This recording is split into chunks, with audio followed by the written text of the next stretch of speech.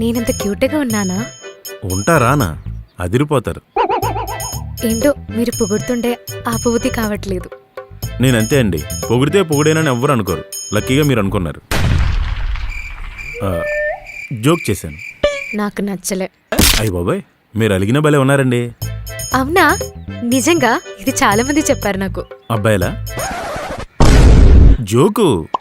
నాకు నచ్చలే. అదేలేండి, మీలాంటి బ్యూటిఫుల్ అమ్మాయికి ఆ మాత్రం ఫాలోయింగ్ ఉంటుంది కదా అని నా ఉద్దేశం.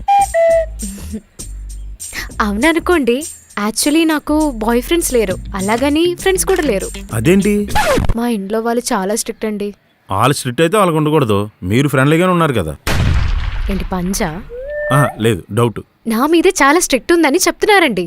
ఓహో, ఆయన ఎందుకు రమ్మన్నారు? అదేనండి, కేరళ నుండి వచ్చారు కదా, నా, ఇక్కడ మీకు పెద్దగా తెలిసి ఉండదు. రండి, నడుస్తూ మాట్లాడుకుందాం. అవునండి.